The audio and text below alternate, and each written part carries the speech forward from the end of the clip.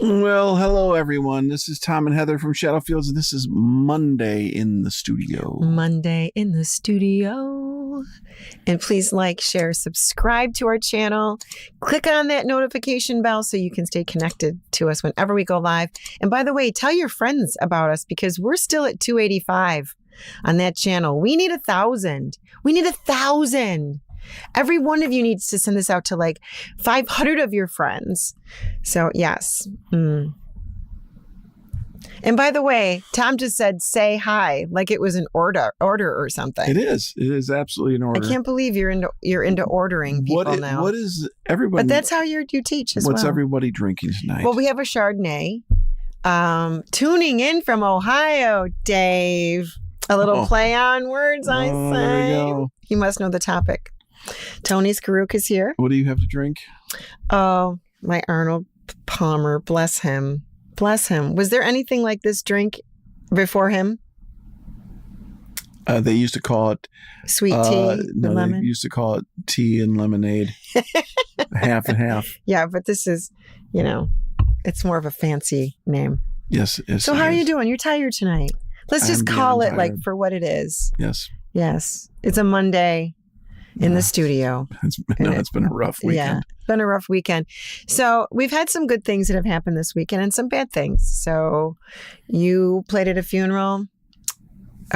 We both attended a funeral of someone we dearly loved. And then yesterday we went to the Senior Follies and we got to see a couple great friends, Sammy Barzano, who we've had on the show, and also Larry Etchins that we've had on the show. They were in it was kind of a 2-hour variety show of folks in Schaumburg and people who have talent from all this area. And it was a really, really sweet show. It was very, very sweet. Did you have a favorite act? What was that? Wasn't it Sammy? It was Sammy and Larry. But they had someone there that was great singing. Was it Tony Bennett or no, Dean Martin? Dean Martin and Frank Sinatra. It was mwah. It was so good. We had such a great time. I was surprised. Like one of the guys came out and I thought he's like do a Jimmy Durante impersonation. I know he looked like Jimmy Durante. But then he started singing, just like Dean Martin. Like you're talking like velvet vocals, man. It was amazing. It was really amazing. Yeah, so anyway, we had a great time. Anything new in the studio that last week? Any new gear? Machine heads. We'll have to do another show on this completely about machine heads. Machine heads. And they're lovely. They're very bright. Some people will call them tuners. Tuners. They're also called tuners, but they're really machine heads. Why would they be called tuners? Because they tune the instrument.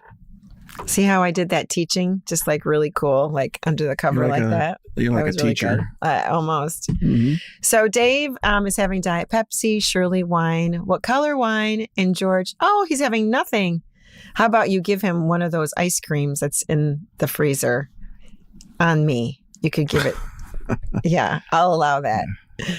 But anyway, perfect. So a couple of things happening this week. I'm going to Connecticut. My son Evan is going to be graduating from officer candidate school in the Coast Guard. So my son is going to be an ensign. And his first billet or his location where he's going to go for his next assignment is in Detroit. He's going to be an intelligence officer. So you better watch out crossing to Detroit. Wait a minute. Yeah. He's sort of working for the government. Oh, he is. I mean, he's a Coast Guard. And intelligent. It's just No, it's like he's going to have top secret clearance, Shh. But if anybody in the family that should have it, it's probably him. Yeah, just saying. So, wait, what? What was that about, Patrick? Mr. Culligan? Yeah, thank you, Tony. Oh, raspberry wine. That's lovely. It's very sweet for such a sweet person as Shirley. Sounds about right to me.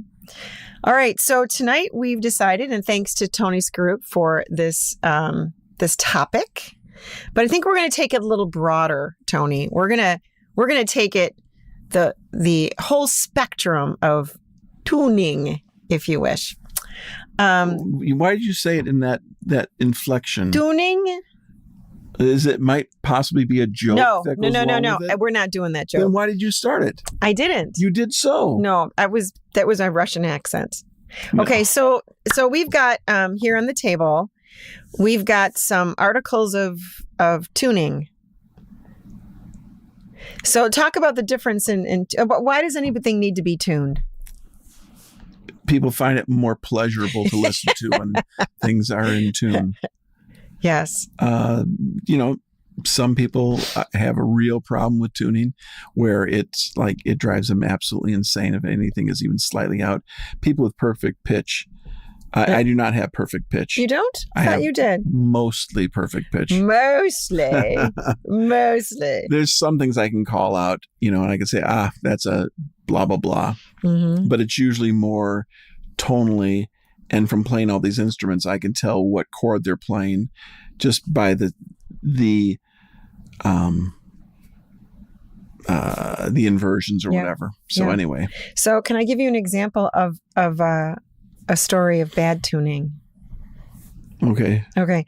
So when I was younger in elementary school, we used to have these band concerts outside while we were having ice cream. You know those ones in a little cup that you have to pull back the top the paper and the little top, and the spoon was actually a piece of wood. So you'd eat it, right? Yeah. Anyway, so it was in 4th grade, and I remember this really, really well because I think everybody was upset at the clarinets because it was supposed to be. We all kind of knew exactly what we were supposed to be doing, and we all wanted to stay in tune. And the clarinets, cannot be done in tune. It was like they couldn't stop squeaking, and we're all looking at them like, "What's wrong with you?" Like even the flutes were in tune, but that's the time in 4th grade and 5th grade when you're in band, and it's hit or miss. All these concerts, and the parents are like, "Good job." That goes through high school and college as well. Clarinets, as far as wind instruments, I feel like clarinets and oboes are among the most tricky to actually make sound decent. Yeah. I feel like the conductors that are in bands at the lower levels, they must not have perfect pitch. They just must be, because it would drive them mad if it's exactly they must love children more than music. They must love children. Yeah. So you know it when it's not in pitch, right? That is true. Yeah. There's also another instrument. I was having a conversation online with somebody the other day, and there is an instrument that there is no middle ground. You are not, he's pretty good. Mm-hmm. You're either, this is unlistenable, or he can play. Right. And that'd be violin. Mm-hmm. Violin has really no leeway. There's no that was pretty good. No, it sounds horrible until you can actually get your intonation. Yeah, and you have to have an ear for it. Yeah, if you can't hear pitches, you're out of luck. Right. Because you're not looking, there's not strings that are, it's not like a key, it's not like a keyboard where this is a C. There's no frets. It's no frets to tell you kind of where you are. Same thing with upright bass and big frets, bass. And frets for all those tuning in. This is a guitar. These metal pieces that go across here, they're frets. And basically, when I press here and I keep going up, I'm shortening the length of the string, which then makes the string go higher. And if you tune the guitar correctly and the guitar is in tune with itself, which is done at the bridge down here, then when you're playing up, it's all going to sound in tune. So a guitar is much easier to make the sound in tune. Higher notes and lower notes. Unless you have a gorilla grip. If you really grip the guitar or stringed instrument very hard, which I used to do a lot of, A, you'll always be playing sharp. Mm-hmm. And B, which is over the top of the note. Like if there's you'll also the note, never be able to play fast. The harder you grip, the slower you'll play. Right. Yeah. It's just not possible to play fast and have a death grip. Right.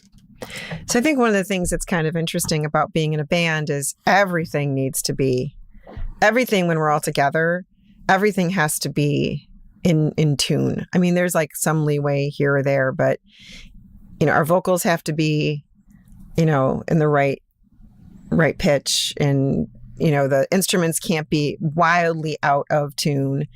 But in order to do that, you have to do things by instrument. So, and what we have here is a selection of tuners. So tuners come in various sizes and shapes. I only have a couple different ones. Standard Boss tuner. This is more accurate than the other ones that I have. It has a little needle that goes up and shows you when it's in tune. But show them how it works. Like you just turn it on and it. But you have to plug this into. You plug it into the guitar or whatever. Right. And there's actually a microphone. There's also a microphone on the side somewhere. But don't you have to tell it which key you're in? Not this one. This will automatically find it. But this is more accurate. And it says it's green. Does it say like it's in the middle? No, says it goes it's green right and on pitch. It does something like that. I hardly ever use that one anymore. We used to use that all the time. Yeah. And then there's the snark. That's snarky. Snarks are they clip onto the head of the instrument. Shirley says she doesn't fret about things like this. So a snark just clips on here, and you turn it on, and then you're going to get a readout, and then you know if you're in tune or not. That's how that one works. It goes by vibrations. It's not very accurate, but it can get you in the ballpark. Right, which is what we need. Yeah. Yep. What else you got? Other versions of smaller snarks. And even a smaller version. It's so teeny. That's not a snark, but this little tiny thing is great for like mandolins or tiny instruments that you don't really want to see a gigantic tuner hanging off of it. So can you bring over the instrument again? So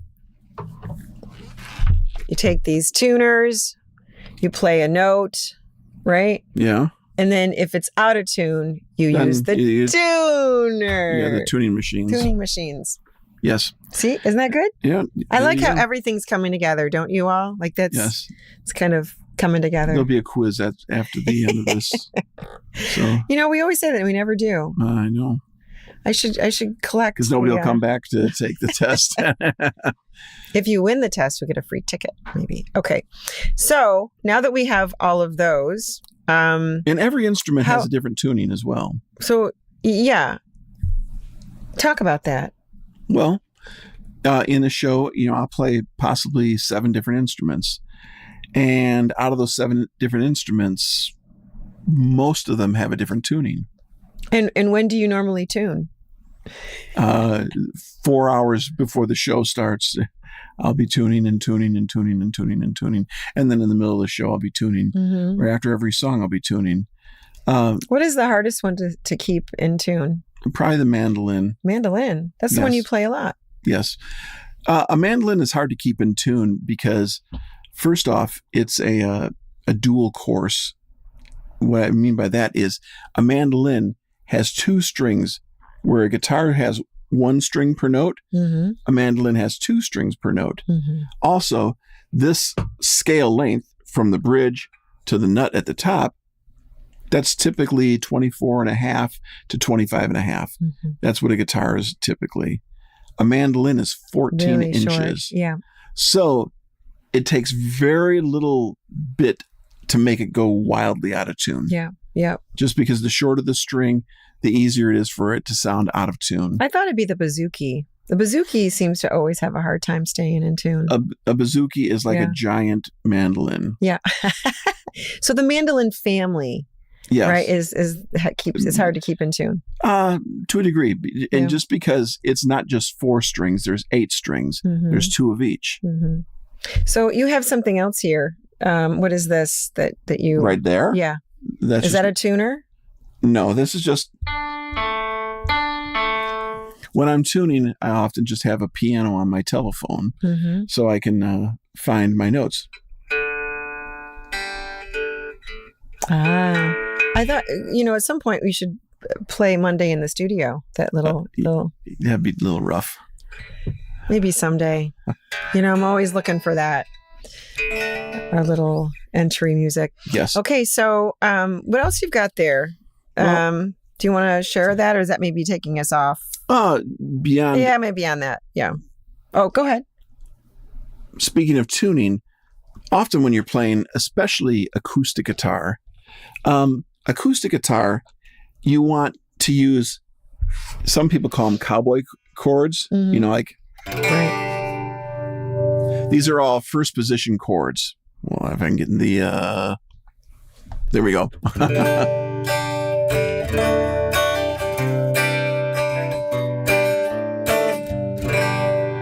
You want to do first position because you want to have things ring out. You can do that same thing with bar chords. But it's not the What's same that as song called? Right.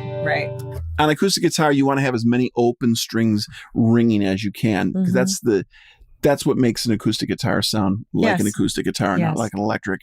So what we use on acoustic guitars often are things like capos. Mm-hmm. A capo is basically a clamp. So now I can change the tuning. Oh, neat. I'm playing the same exact fingering, right. but it's in a different key now. That's great. And there's many different kinds of. This is a really expensive one, and this is your what is this? Keister or something like that, or Keister. I can't remember I think it's like Keister or something like that, or somebody else correct me. It's a standard spring capo. Mm-hmm. And then I have a thanks, Dave. Oh, that one you stopped using after a while. You're not really using that much anymore. This is his favorite now. This little U thing. That one just works very well. It's got the right the right curvature for the fingerboard for my acoustic guitar. It feels pretty sturdy. These other ones are kind of flimsy. So someone asked you about drop D tuning. Do you want to talk about that now? Because this came up last week. Sure. Right now I'm in standard tuning, which is E, A, D, G, B, E. So, and if you're going to play like a D chord, right? Sometimes you want to make that a little bit bigger sounding, and you can't have it open because that's not in the chord, and you don't want an F sharp there, which would be. Mm-hmm. So you're going to go to drop D tuning. So it's a more powerful sound. Yeah. What's our favorite drop D sound? That's drop D. Most of everything that we do that's on the dobro, a resonator guitar, is in double drop D. Mm-hmm. What does that mean? That just means we take both E's, we drop them to D. So just like.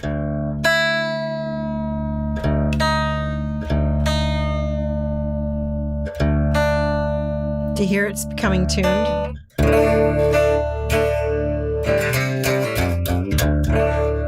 let's start.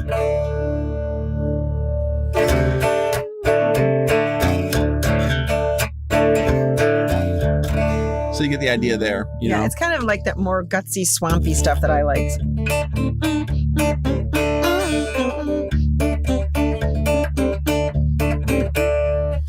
So that's double drop D tuning. I was almost going to sing, but this is not a singing show.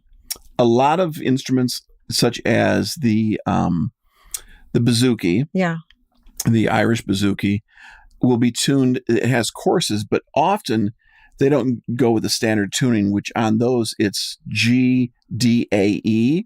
Mm-hmm. Often they'll go G, D, A, D. So you have two strings that are playing a D, which for Irish music, you get this droning thing. And it kind of like, if you don't have bagpipes, you need something droning. So very cool. Yes. All right. So is there a specific instrument that it's not that it's going out of tune, but it's hard to tune? There are many instruments that are hard to tune, or give me one of them, because you tune instruments like sometimes right before we go on. Those are the easier ones because they can be done fairly rapidly because you have access to the tuning machines right away. Right. Now, if we were playing a real piano and a real piano goes out, tuning a piano is a 2 to 3 hour. He tunes pianos. He's the bomb. Come on. It's 2 to 3 hours. Yeah. Because you have to remember, on a piano, there's anywhere, the very low strings, like the very last octave, is only one string. They're very, very fat strings. But after that, it becomes 2 strings. And by the time you're, like about here on the keyboard, it's 3 strings for every single note. There's 3 strings all the way up. You have to tune all 3 of those strings, and they have to be tuned in unison. And it's... How long does it take you, you said? 2 to 3 hours. Because the thing is that, it's a big instrument. And if you want it to be perfectly in tune, say we're going to record, like when we did the Wonderful World album, and that was all on real piano. Yeah, it was beautiful. Yeah. It was so much tuning because, you bang on it for a while. If I bang on the thing for, a couple hours recording, then you're going to go back and you're going to check the tuning. Yeah. Probably a couple notes have shifted. The whole thing, depending on the weather outside, you asked me. It could have shifted as well. So I remember you asking me, I forget which song, it might have been Scenes Through a Window. You're like, does this sound... Do you remember you asked me about one of the songs? Like, does it sound like it's a little out of tune on these particular notes or whatever? Yeah. I mean, because you're sitting here and you're in your own head, and then you're putting it down. You might overthink it. Yeah. But there's a lot to it, and so that's a difficult thing. There's an instrument that nearly nobody ever thinks about tuning. And what is that? That'd be drums. No way. You tune drums? Way. Did you know you tune drums? Now, a lot of drummers, Pat can attest to this, a lot of drummers don't even know about tuning a drum. Yeah. This is a drum key, and this is a drum. No. It has 2 heads. It has a resonant head, and it has the batter head. It looks battered. A lot of drummers will just tune everything as low as it can go. They'll put their finger on it and just get the wrinkles out of it. Mm-hmm. And they'll say, that's good. But when you record that, it may sound okay. Mm-hmm. It may sound absolutely horrible because it's not in tune with the song. We have to go back to this over here. So REO Speedwagon, you can tune a piano, but you can't tune a fish. I just wanted to make sure that you're aware. I remember the album. Tony. Oh. I think Riding the Storm Out was on that, wasn't it? I like that song. Yep. Yeah. Did you hear they're in a big feud right now? Oh, tell me. Oh, yeah. Kevin Cronin basically fired the whole band, and he's kind of off on his own. And then the city of Champaign, Illinois, where REO is from, right? They asked REO to do a reunion show with all the surviving original members, and so they got all the original members that are still alive. Greg, what is it? Philbin, he was the original bass player. He passed away, and so did Gary Richrath. But all the other guys, Neil, he's alive, and Alan, the drummer. So they're putting something together, but it's on a night that Kevin Cronin is out doing his own REO thing by himself, since he fired the rest of the guys. So he's not going to be part of it. So just more drama. Oh gosh, that's so crazy. We would never do that. I know. We don't. You don't. Even if I was off singing by myself somewhere, or whatever, you'd still come back, right? Doing your own thing. Gary's going to start his own Shadowfields cover band. So we've got a few minutes left here. We got 5 minutes. I know it's crazy. It's going by so 5 fast. Minutes. Okay, let me give you a tip. So you say you've got a drum set, right? Yeah. Every drum has a particular pitch that it can be tuned to and can't be tuned to. Mm-hmm. This is a 12-inch drum. Yes. Or is it a 10-inch? It looks like it's 12. It's a 10. I think it may be a 10. It's a 10-inch drum. And because of that, I know where and how this thing can be tuned. It sounds best at a D. Mm-hmm. It can really go anywhere from like a C to an E. But why would you ever tune a drum? For the song. When you have a song, this is for recording. and somebody, when you're recording, and the drummer's going to go, you want that drum fill to be in the key of the song. Right. If We never used to though. We actually did, but early on we didn't use real drums. Okay, that's right. That's right. Anyway, so there's a relationship between the top and the bottom heads. Okay, the bottom head, in this case, is going to be, that's a D. So I'm tuning to a perfect fourth, and so you heard the pitch. Yeah. And I have to tune each one of these lugs so that it is in tune, right? Then you flip it over and you hold the other head so it doesn't ring, right? And now this one is going to be a fourth.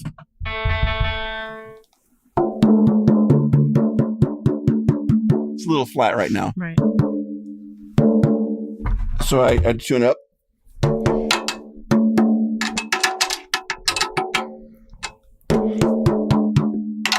Anyway, I could spend a couple minutes here. We're not going to do that. But when you're all done, then it gives you a pitch which is one octave lower than the resonant head.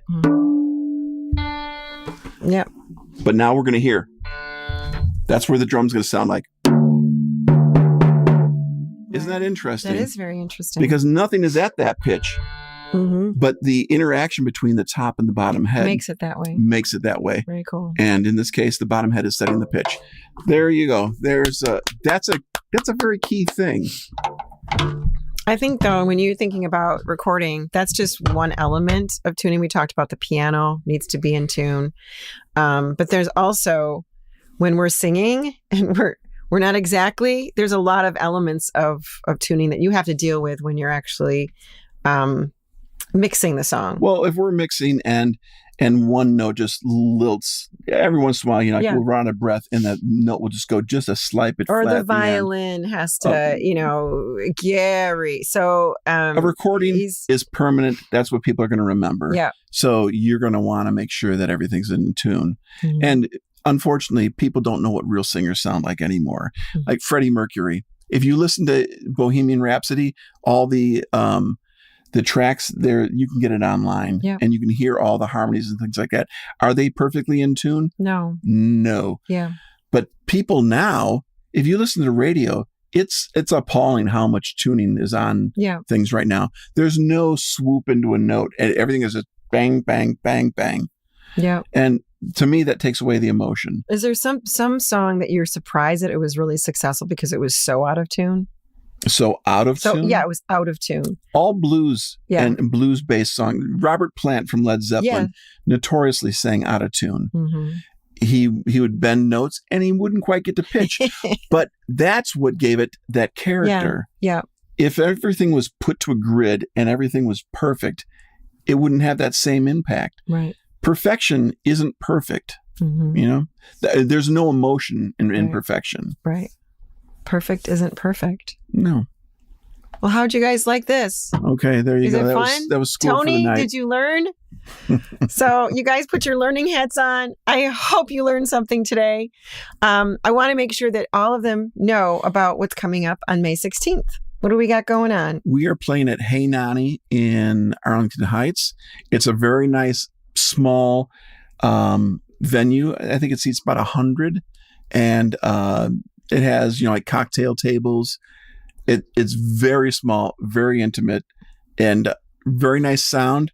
It's run by nice people. Right. It's going to be a great show. You can have a drink. You can sit there, watch a show. So if anybody wants to come out and see us, we'll be doing that show. Yep. And we're selling tickets now. So. And there might be something about T-shirts that are going to be part of that. Yes. If you buy T-shirts or buy the ticket before, I said April 16th.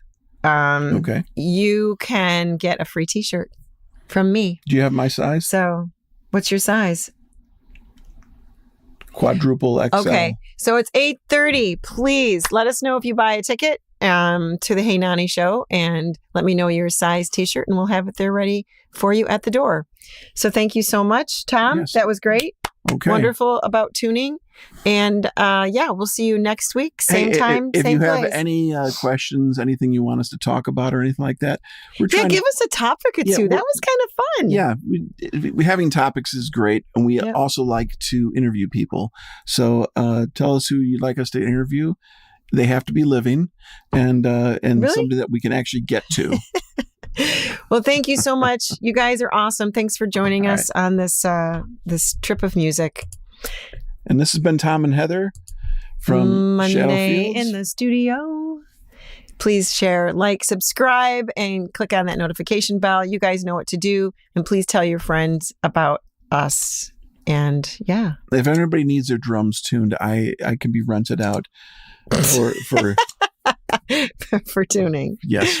All right. All right. Or pianos. Or if you just need a tune up. Yeah. All right. Take care, everybody. All right. Mwah. Good night.